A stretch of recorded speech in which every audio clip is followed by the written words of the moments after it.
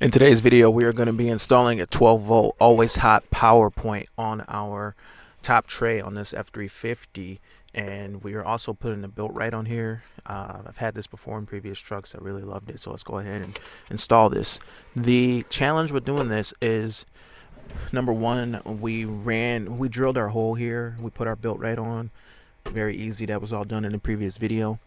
Now we have to install this supplied power wire. We're going to clean this up a little bit by separating the red from the black and kind of organizing it nicely, clipping this here. Now the trick is to route this wire from up here to down in this area, and what we do for that is we take this stiff wire right here. This is what I like to use is a household 12 gauge wire. A 10 gauge would work as well, be a little stiffer. This is a solid core wire. This is just used to fish the wire through the truck, so you have to take minimum things apart because it's going to be hard to route this wire from all the way up here to all the way down there. And once we get down there, I'll show you how we find an easy ground.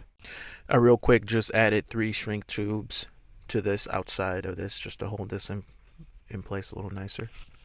I was able to fish this wire down where I wanted it, and it being a copper 12 gauge wire solid core, it bends, so I'm just bending it over, putting it through the eyelets. So this is how it looks from the bottom end, and let's go ahead and pull this through. I just want to poke out down in here. Hopefully my wire is long enough, and I'll just go ahead and pull it down until I can see my wire. This wire is getting sucked in, as you can see, getting pulled down as I pull this way, and there it is. So we can see our wire, how we tied it up. It's routing down through here, and I don't want to pull it anymore because I don't want it to fall down. And basically at this point, I can go ahead and reinstall everything up top and pretty much be done with this top area. Let's go ahead and do that. For ground, there is a stud that protrudes down. It has a nice thick ground wire on it. Now instead of actually going through the trouble of going through the top side of this, pulling down the cover and everything and unhooking that ground and using it, you can actually use the stud that protrudes down in order to tap into the ground. So that's a nifty little spot for a ground that you don't have to cut anything or move anything. Just the stud comes off or hangs down below, and you can just go ahead and secure a nut and a washer straight to that, and you've got a good ground right there.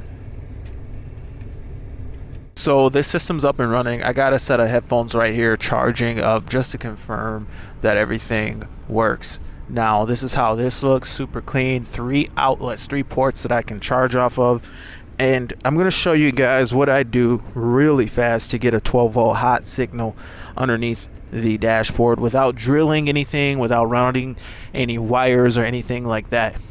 Now what I'm doing basically is I'm tapping into my mirror spotlight module for my 12 volts.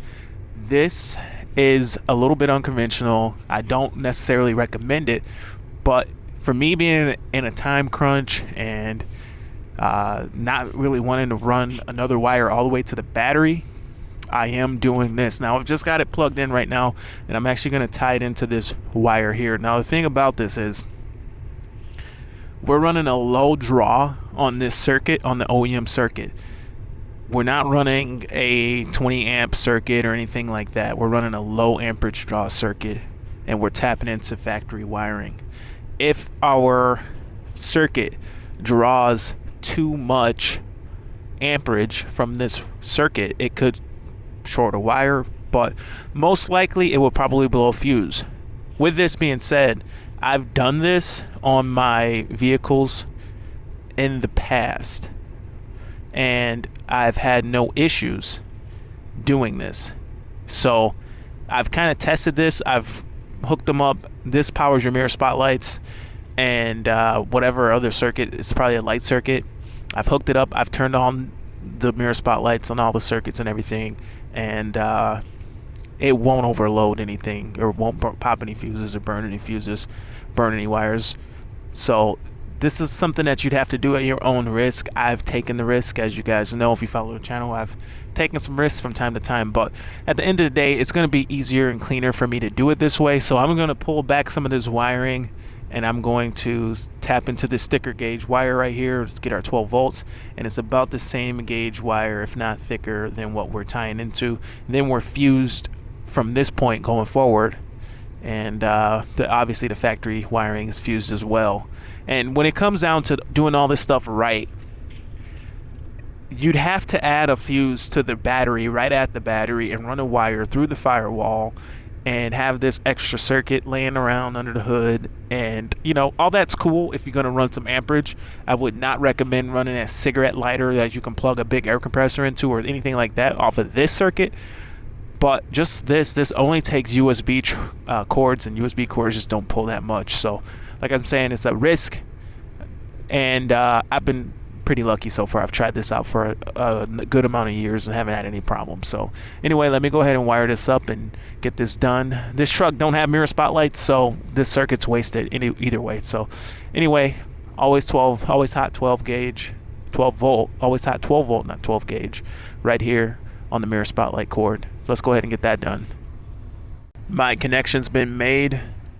Everything's working and charging.